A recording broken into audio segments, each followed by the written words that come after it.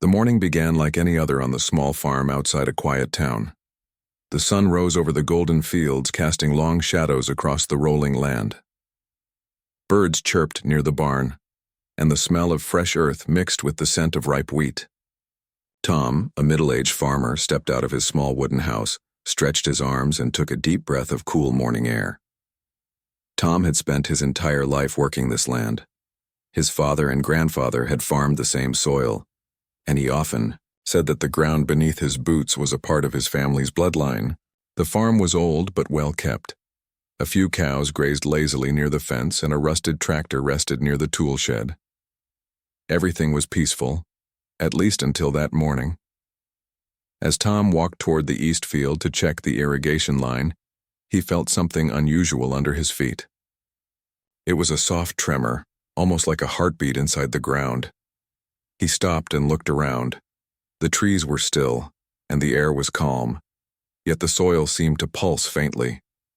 At first, Tom thought it was just his imagination, or maybe the old tractor rumbling in the distance. But when he placed his hand on the ground, he could feel a steady vibration, gentle but real. It was not coming from any direction he could pinpoint. It was as if the earth itself was breathing. Tom frowned. He had worked this field for decades and never felt anything like it. He got up and walked in a circle, trying to locate where the vibration was strongest. The tremor was centered near the middle of the wheat field. He knelt again, brushing away the golden stalks, and noticed that the soil there was slightly warmer than usual. He decided to check it with his small drilling machine. It was a portable rig he used for testing soil moisture, nothing fancy. He brought it from the shed, positioned it where he felt the vibration, and started drilling carefully. The sound of the machine filled the air as the bit cut through layers of dirt. For the first few feet, everything seemed normal. Then suddenly the drill struck something solid with a loud metallic clang. The machine jerked, and the drill bit stopped spinning. Tom quickly shut it off. When he pulled the bit out, it was glowing faintly blue at the tip, as if it had touched something hot. Confused, Tom brushed off the dirt from the hole. What he saw beneath surprised him. A smooth metallic surface buried under the soil. It wasn't rock or rusted metal from farm equipment. It looked clean, polished, and oddly alive. He touched it carefully, and the moment his fingers made contact, a flash of blue light spread from the point of touch. Tom fell back, startled. The glow spread in all directions beneath the soil, tracing strange lines that ran like veins under the field. Within seconds, the entire patch of land was covered with faint, glowing blue lines that formed patterns he couldn't understand. His heart raced. He stepped back, staring at the glowing field. The light wasn't bright enough to hurt his eyes, but it pulsed rhythmically, like it had a life of its own. The vibration he felt earlier had stopped completely. Everything was silent now, eerily silent. Even the birds that had been singing moments before had gone quiet. The cows near the fence were restless, moving away from the glowing area. Tom's old dog, Max, barked once and ran back to the house, tail tucked. Tom stood there for a long minute, frozen between fear and curiosity. He had no idea what he had found. Maybe it was some old underground bunker from the war, or maybe a piece of strange machinery left by miners. But deep down, something told him this was not man-made.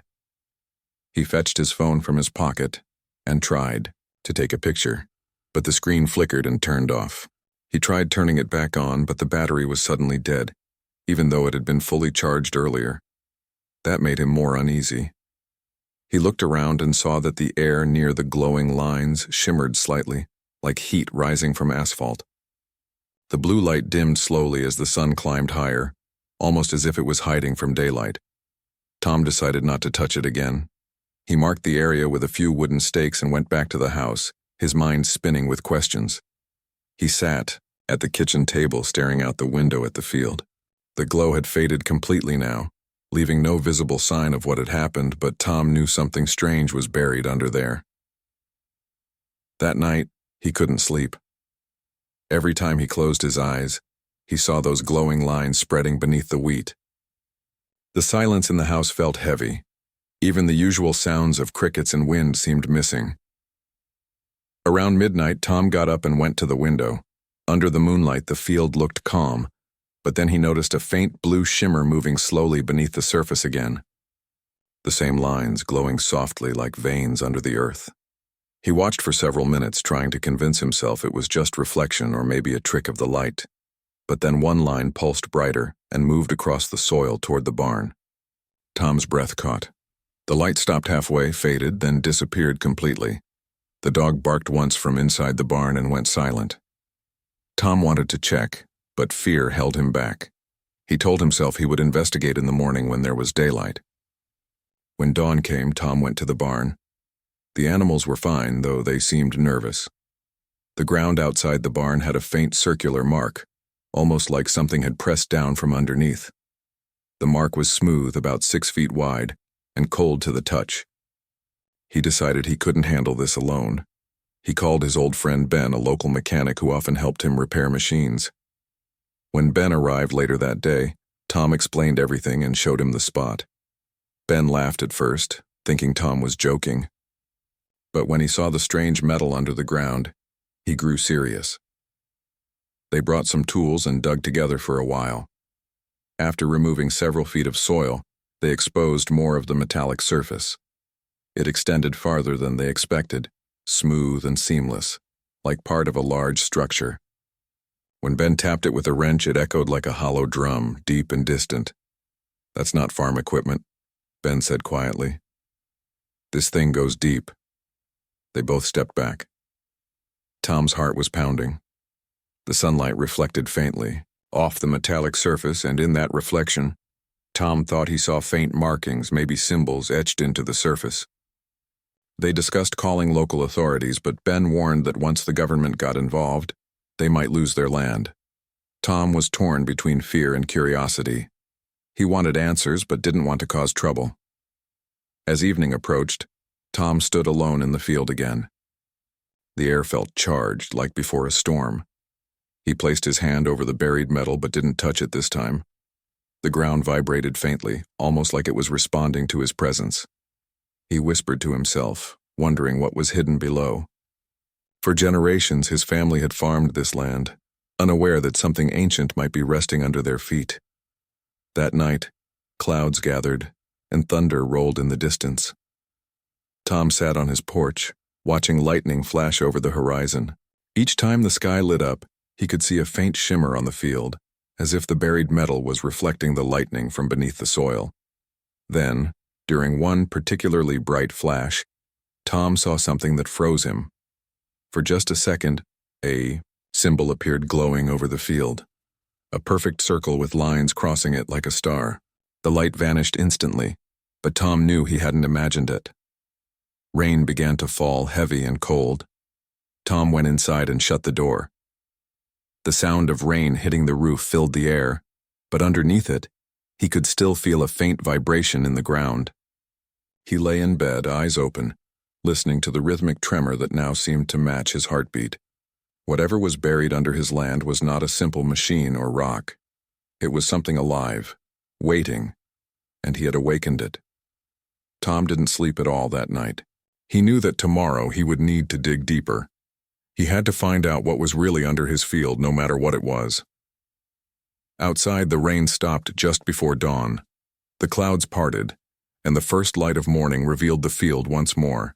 Quiet, calm, and ordinary. But Tom knew better. Beneath that peaceful surface, something was watching, and its time had come. The morning after the storm was cool and quiet. The sky was clear, and the fields glistened with raindrops. Tom walked toward the marked spot in his field, carrying a shovel and a lantern. The soil was soft from the rain, which made digging easier. His dog followed a few steps behind, but stopped when they got close to the strange metal area. Tom stared at the spot for a while before touching the ground. The vibration was still there, faint but steady. He called his friend Ben again and asked him to come over quickly. By the time Ben arrived, Tom had already cleared a few more feet of soil, revealing a large, smooth surface that stretched wider than he had expected. Ben whistled softly when he saw it. "That's no machine, Tom. This looks like some kind of wall. Maybe it's part of a buried building." Tom nodded slowly. I thought the same. But there's no record of any building here. My family's been farming this land for more than 100 years. Ben knelt beside the metal surface and ran his hand across it. It's warm again. That's not right for metal underground. He looked around. Do you hear that hum? Tom listened carefully. There was a low hum coming from below, almost like the sound of an engine running far away. It wasn't loud, but it felt heavy in his chest. The sound seemed to change slightly when they moved, like the metal was reacting to their presence. They decided to uncover more of it. For hours, they dug until their hands were covered with dirt. The metal stretched on in every direction, and soon they found an edge. It wasn't a perfect line, but curved slightly, forming part of a circle. They followed it until they reached a seam where two sections of the surface met. Ben tapped near the seam with a small hammer. The echo that came back sounded hollow. He exchanged a quick look with Tom. There's something under this. Maybe a chamber, Tom hesitated. We shouldn't go too far. What if it's dangerous? Ben smiled nervously. We've already gone this far. Let's just make a small opening and look.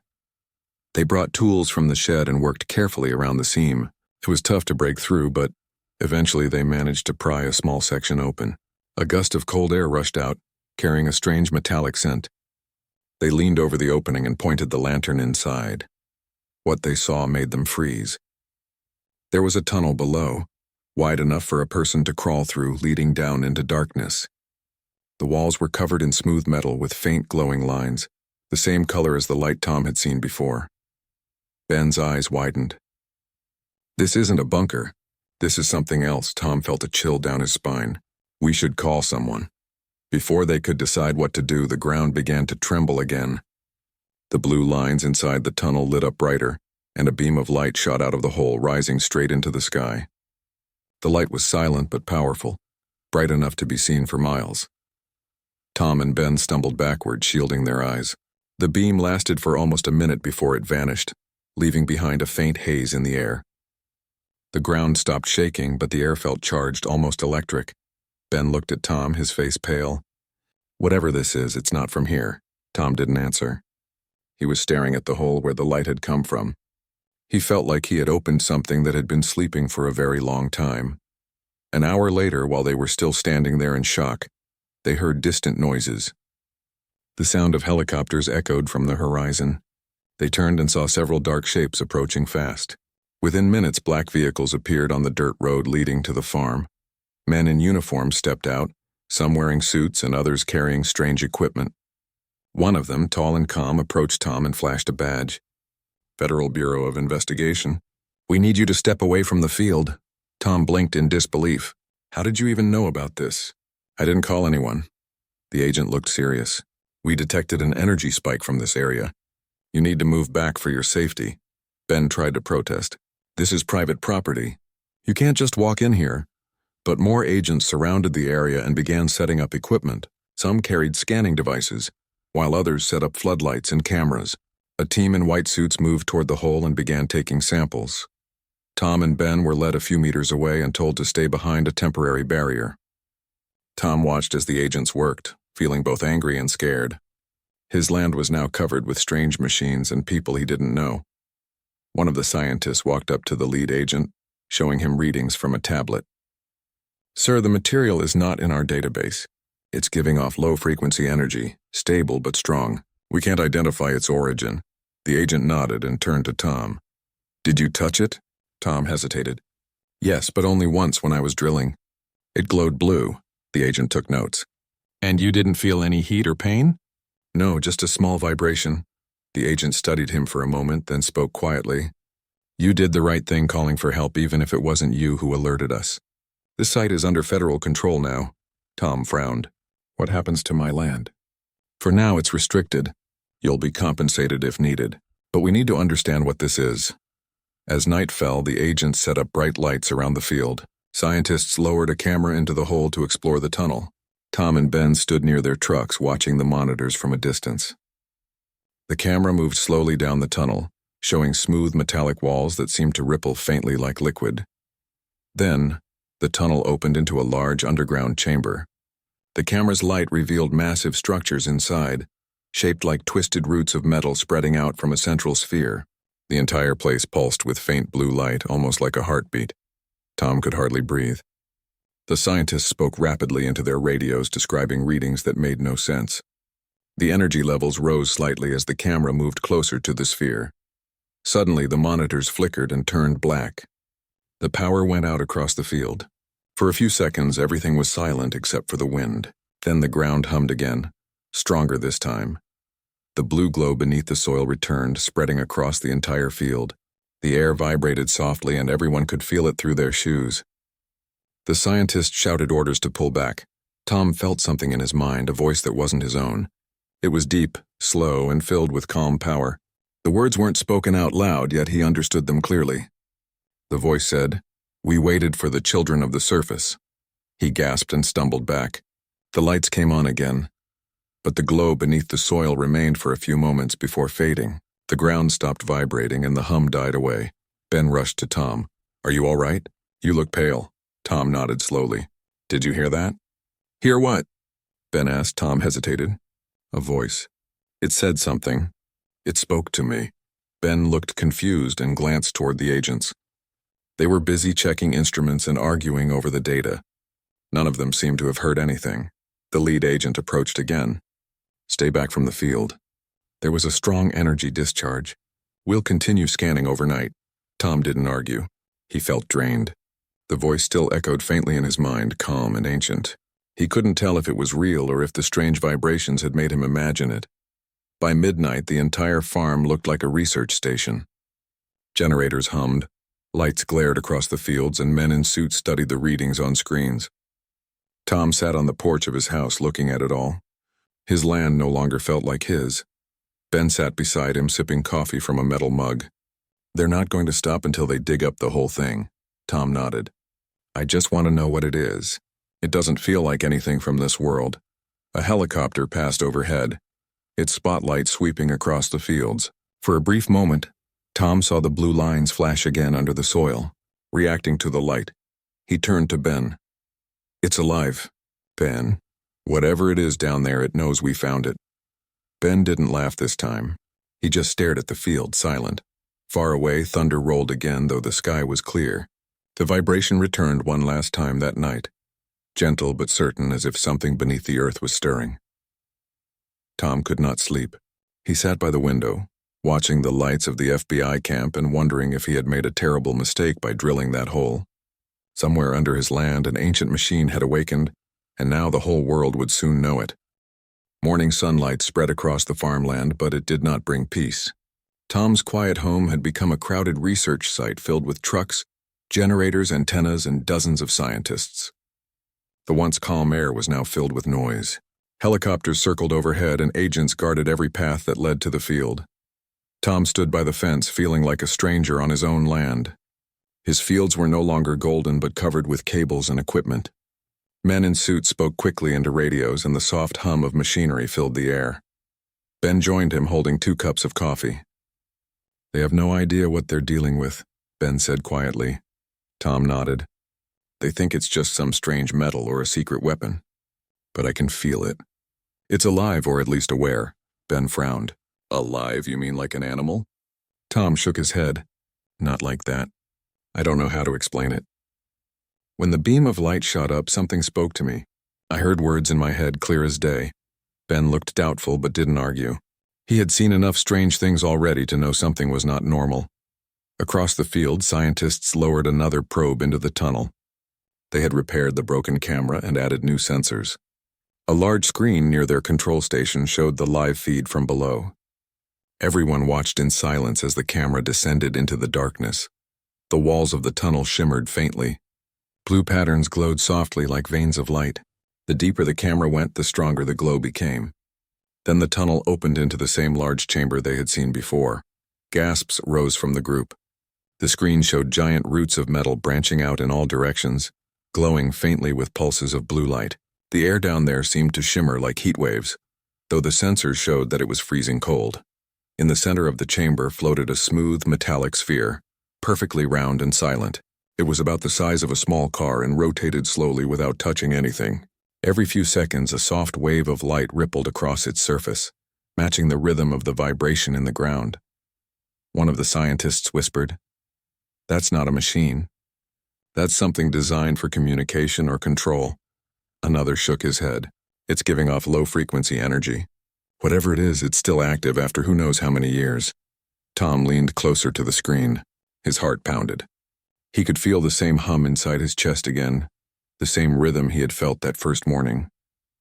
He knew that the sphere was aware of their presence. Suddenly, the camera feed flickered again. The scientist tried to stabilize it, but the image dissolved into static. A strange tone came from the speakers, low and steady. The lights around the field dimmed and every electronic device nearby flickered. "Shut down the power," one of the agents shouted. But before anyone could move, a deep vibration rolled through the ground. The monitors went dark. The air shimmered with blue light. Everyone froze as the field began to glow once again. The same symbols that had appeared before traced themselves across the soil. The vibration grew stronger, and then the sound came, a slow, deep hum that seemed to carry meaning. Tom's heart raced as he felt the voice again, this time stronger and clearer. It said, "We are the Watchers. The time of silence has ended." Tom staggered backward, his eyes wide. He could understand every word, even though no one was speaking out loud. He looked at Ben, but Ben only stared blankly, hearing nothing but the hum. The scientists shouted over their radios, trying to record the readings. The lead agent ordered everyone to fall back. Some of the floodlights shattered and sparks flew. Then, as quickly as it began, everything stopped. The ground grew still, the light faded, and silence returned. Tom stood shaking. The message repeated quietly inside his mind. It was calm, almost gentle, but carried great weight. The words echoed as if they came from deep inside the earth. After several minutes, the power returned, and the screens flickered back to life. The camera still worked, and it showed the sphere glowing brighter than before. The scientists spoke in hurried voices, analyzing the data. One of them turned to the agent. "Sir, whatever that thing is, it reacted to us directly. It recognized that we were watching." The agent's expression was grim. "Get that signal isolated. I want full analysis." They began running tests, scanning the field and measuring radiation. Tom and Ben watched quietly from the edge. Ben whispered, "What do you think it wants?" Tom shook his head. "Maybe it wants to be found. Maybe it's been waiting." Later that day, more vehicles arrived. Men in darker suits and heavier equipment came, carrying advanced instruments that Tom had never seen. They spoke in low voices, and their faces were serious. The area was now completely off limits. Guards stood around the farm with rifles, and a tall fence was put up around the site.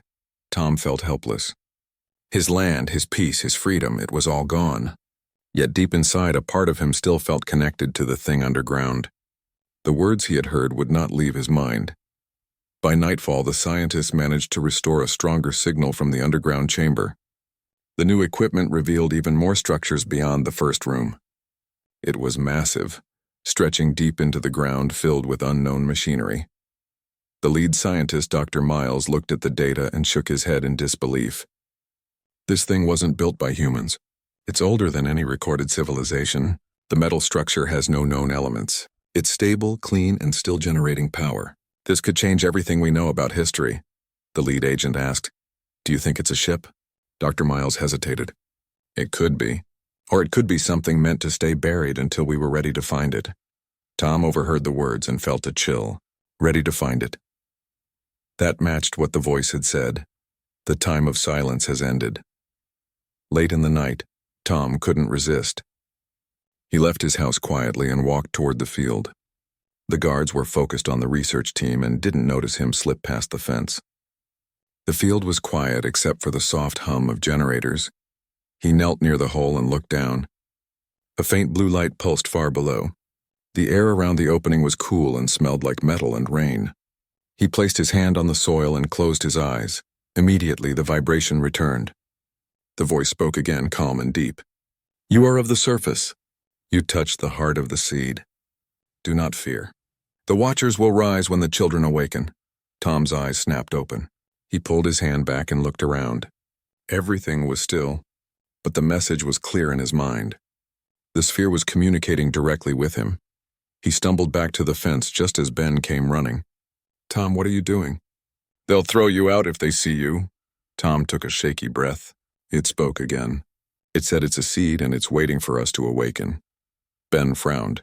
That doesn't make sense. Tom's voice was steady. It's not just a machine. It's something alive, maybe part of a greater system. Before they could say more, alarms went off. The scientist near the monitor shouted. The readings spiked again and the ground began to tremble. Tom and Ben ran toward the control tent. On the screens, the sphere inside the chamber started spinning faster. The blue light brightened until it filled the entire view. Dr. Miles shouted over the noise. It's activating again. We're losing control of the sensors. Tom felt the vibration spreading through the ground and into his body. The hum turned into a rhythmic pulse.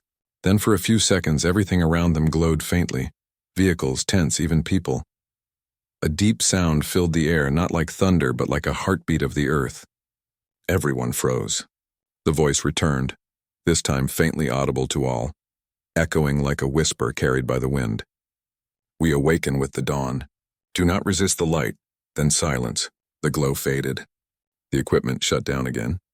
The scientists stood stunned, unable to speak. The lead agent ordered everyone to stay calm and document what had happened. He turned to Tom. You were near the field again, weren't you? Tom nodded slowly. It called to me. The agent frowned. You stay away from there from now on. Whatever that thing is, it seems to react to you more than anyone else. That makes you a risk and a key at the same time. Tom said nothing. He just looked toward the field where faint lines of light still traced through the soil. As dawn broke, the sun rose behind the distant hills, and for the first time, the sphere beneath the ground sent out a gentle pulse that spread across the land. Every metal object nearby hummed for a moment before going silent again. The scientists couldn't explain it. The readings showed that the structure had released a wave of harmless energy that traveled miles away. Dr. Miles looked up from his instruments and said quietly, Whatever this is, it's not asleep anymore. It's awake and it knows we're here. Tom stared across his land, the place he had called home all his life. Now he understood that beneath his field rested something ancient, intelligent, and possibly waiting for humanity itself. The night after the discovery was long and restless. Tom sat in a small tent the agents had placed near the main command area. He could still hear the low hum coming from the field where the strange structure lay beneath the earth. The FBI officers and scientists worked around the clock, setting up more lights, generators, and scanners. The place looked more like a military base than a farm now. Tom could not sleep. Every time he closed his eyes, he saw the blue glow spreading across his field again. He remembered the voice that had whispered inside his mind. It had not felt evil or angry.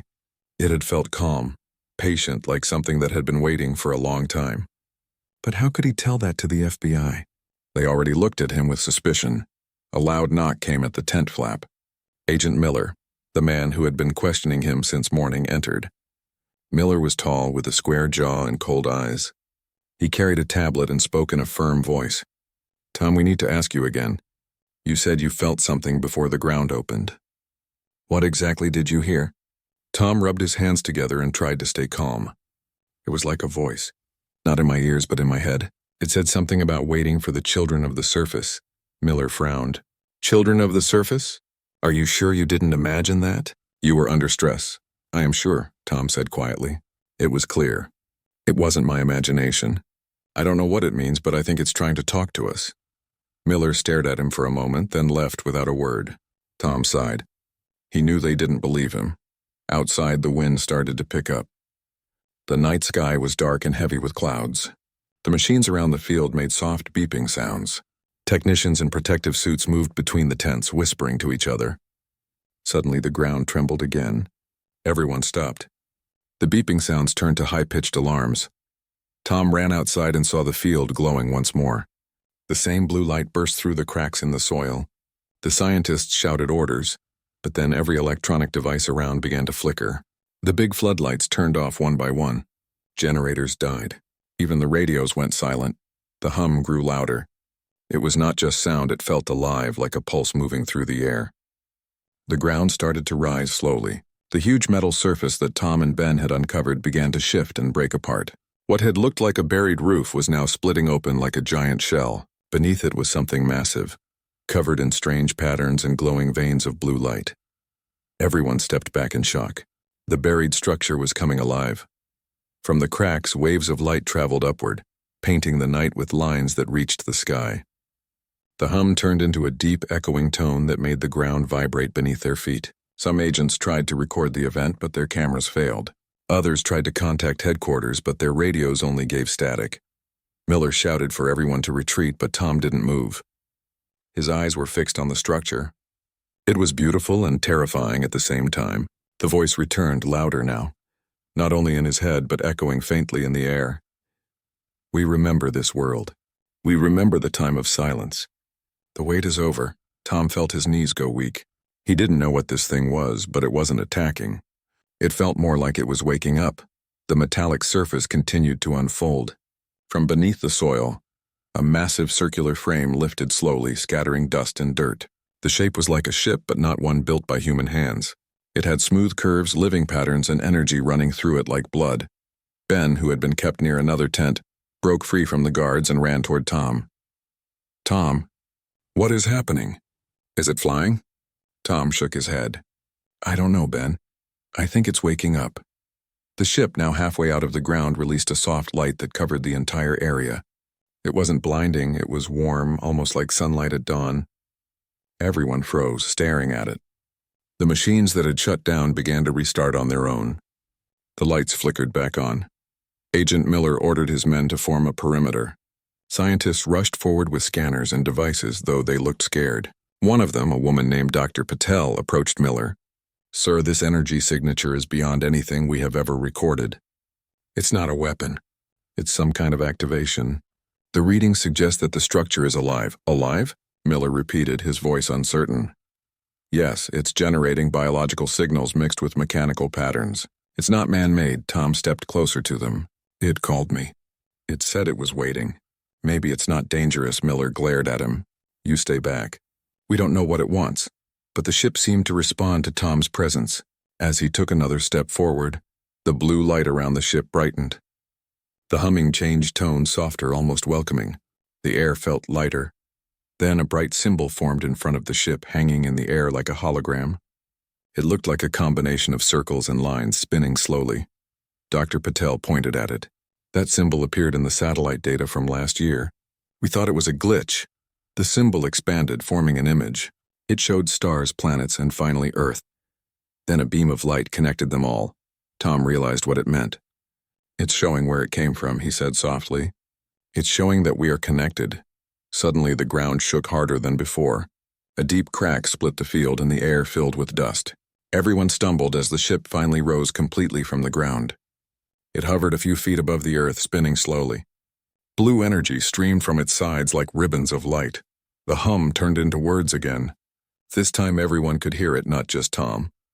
The time of isolation ends. The children of the surface are ready. The seed awakens. People looked at each other, not knowing what to do. Some dropped their weapons in awe. Others backed away in fear. The ship's light spread wider, reaching the nearby trees and buildings. Wherever it touched, things seemed to heal. The broken soil smoothed. The dying crops in Tom's field turned green again.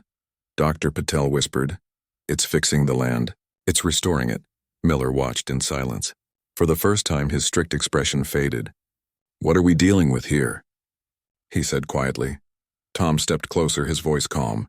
"Maybe it's not here to harm us. Maybe it's here to remind us who we are." The voice returned once more, softer this time, like a gentle breeze. "This world carries our gift. You have grown. Now the stars are open." Then the ship's light dimmed and it stopped moving. The hum faded, leaving behind a calm silence. The air smelled fresh and the ground was no longer trembling. For a long moment, no one spoke. Then Miller broke the silence. "We need to secure this area. Nobody goes near that thing until we understand it." But Tom knew something had changed. The ship had not come to be locked away. It had been buried for a reason, waiting for someone to find it. He felt that reason stirring inside him. Later that night, as everyone worked to study the ship, Tom sat near his barn and watched the stars. The blue glow from the ship still lit the horizon faintly. He wondered how long it had been under his land, waiting for a human touch to wake it. He thought about the message again. The children of the surface. Maybe that meant humanity. Maybe, after all this time, they had finally reached a point where the beings who planted this machine believed they were ready. Tom looked at his hands, rough from years of farming. He was just a simple man, yet somehow, he had been part of something much larger than himself. He knew the world would change after this night. Governments would fight for control, scientists would search for answers, and the media would fill the world with theories. But deep inside, Tom knew the truth. The ship wasn't here to take over. It was a seed planted long ago, meant to awaken when humanity was strong enough to seek the stars. It had chosen this small field and him to begin that awakening. As dawn approached, the first rays of sunlight touched the ship. It glowed brighter in response, as if greeting the new day. Tom smiled softly. Whatever was coming next, it had already begun. Humanity was no longer alone, and it all started with one farmer who drilled his field and listened to the earth's voice. The hum returned one last time, a faint whisper carried by the morning breeze. The sky is waiting. And with that, the ancient machine rested in silence, watching over the world it had just awakened. The morning after the awakening, the world knew something extraordinary had occurred. News helicopters hovered over Tom's farm, and reporters began arriving from nearby towns. The FBI maintained a strict perimeter, allowing only select personnel near the field. Tom stood behind the temporary barriers, watching as his land transformed into a scene unlike anything he had ever imagined. The metallic ship rested in the middle of the field, silent and glowing softly under the early sun. The blue lines in the soil pulsed faintly, as if the earth itself had been marked by the ship's presence. Scientists and engineers scurried around with instruments, taking measurements, scanning energy patterns, and recording data. Tom felt a mixture of awe and unease. His quiet life had ended. He had discovered something that could change the entire world, and now he was part of it. Ben stood beside him, trying to understand what was happening. "They're trying to figure it out," Ben said quietly. "Do you think it's dangerous?" Tom shook his head. "No, I think it wants to help. I can feel it. It's alive in a way we don't understand." A tall scientist named Dr. Patel approached them. "Mr. Tom," she said politely, "I know this must be overwhelming, but we need to understand everything about this structure. Your observations could be important." Tom nodded. "I only know what I felt. The voice, the vibrations. It wasn't angry, it seemed patient." Dr. Patel smiled faintly. "That matches what we're seeing. The structure doesn't act aggressively. It responds to awareness. It's like it knows when someone is ready to interact." As the day progressed, the scientists and agents worked tirelessly. They set up advanced scanners, satellite links, and even small robotic probes to explore the interior of the ship. The deeper they investigated, the more they realized that the structure was not from Earth. Its material had no known elements. Its energy signatures were unlike anything humans had ever recorded. Tom watched the screens as the first probes were sent down into the chamber. They revealed enormous machinery, covered in glowing blue lines that pulsed in a steady rhythm. In the center floated the sphere he had seen before. It rotated slowly, as if observing everything around it. "Look at this," Dr. Patel said to the lead agent. "The sphere is transmitting signals. They are complex like a language, but not one we understand. It is communicating." Miller, the lead agent, looked uncertain. "Communicating with who?" "The probe," Dr. Patel said. "Or perhaps it is trying to communicate with humans. It is active now because someone is here. The vibration, the energy. It responds to awareness. The farmer may be key." Tom's heart skipped a beat. He felt the familiar hum return in his chest, faint but steady. He closed his eyes for a moment and focused. The voice came again, this time calm and welcoming. "Children of the surface," it said. "You have awakened us. You are ready to know." Tom stepped forward, ignoring the agent's command. Ben grabbed his arm. "Tom, stay back!" "I have to," Tom whispered. "It's talking to me." The blue light of the ship brightened slightly. The sphere in the chamber rotated faster, sending pulses that traveled through the soil to where Tom stood. He could feel the words forming in his mind, more than just vibrations now. They were ideas, concepts he could understand. It told him about its origin. Long ago, a civilization from another star system had sent these seeds to various planets. They were designed to remain dormant until the native species evolved enough to understand them. This particular seed had been buried under his farm, waiting for humans to reach a point of awareness and curiosity. Tom listened, absorbing the message. He felt a mix of fear and excitement. This knowledge could change everything about human history, science, and philosophy. The scientists noticed the pulse spreading through the field. Plants seemed to respond. The wheat in Tom's field, previously damaged by storms, straightened and grew greener. Even small animals cautiously approached the area, seemingly unafraid. Dr. Patel looked amazed. "It's interacting with the ecosystem," she said. "It's stabilizing energy and life. This is unlike any technology we know." Miller, who had been skeptical all along, stepped closer to Tom. "Do you understand it?" he asked quietly. "I think so," Tom said. "It wants to teach us, to show us that we are ready for more." Then the ship began projecting symbols into the sky. Lines of light stretched outward, forming shapes of stars, planets, and a path connecting them to Earth. People watching gasped in amazement. It was a universal language, a message written in light that anyone could observe. A hush fell over the field as the realization dawned. The message was not a threat. It was an invitation. Humanity was being shown that they were not alone in the universe and that others had been watching their progress. The scientists scrambled to document everything. Satellites captured the light projections, drones recorded videos, and scanners tried to decipher the symbols. The information was overwhelming and yet beautiful. Tom stood quietly, feeling the pulse in his chest matching the rhythm of the ship. The voice spoke once more, directly in his mind. "Your species has grown. You are ready to reach beyond your world. Share knowledge, care for your planet, and look to the stars. The universe awaits." Tears filled Tom's eyes. He realized that the discovery was not about power or treasure. It was about understanding, responsibility, and hope. This was the first real contact humanity had with something beyond Earth, and it was a gift. As the day passed, more people arrived, including government officials and international observers. Everyone who saw the field, the ship, and the glowing symbols felt a sense of awe. They understood that something extraordinary had happened here. The FBI maintained control of the area, but even the agents seemed less rigid, captivated by what they witnessed. For the first time, humans on Earth had a clear message from another intelligence, and it came through a simple farmer who had been curious enough to dig into the soil. Tom and Ben were allowed to approach the edge of the field under supervision. Tom looked at the massive ship, its surface gleaming with soft blue light. He touched the soil gently, feeling the vibrations return. "It's alive," Ben whispered, amazed. "And it knows we're here." "Yes," Tom said softly. "And now we know we are not alone." The ship did not move again that day. It remained hovering a few feet above the field, pulsing gently with light. Scientists continued their study, but even they realized that the true understanding of the ship could not be forced. It would reveal itself in time, as humanity grew capable of learning. Tom knew his life had changed forever. He was no longer just a farmer. He had discovered proof that humans were ready to join a larger community in the universe. He thought about his family, the generations who had farmed this land, and how their work had unknowingly prepared this place to be found. At sunset, the blue glow dimmed slightly. The ship appeared peaceful, like a guardian watching over the planet. Tom and Ben sat on a nearby hill looking at the field.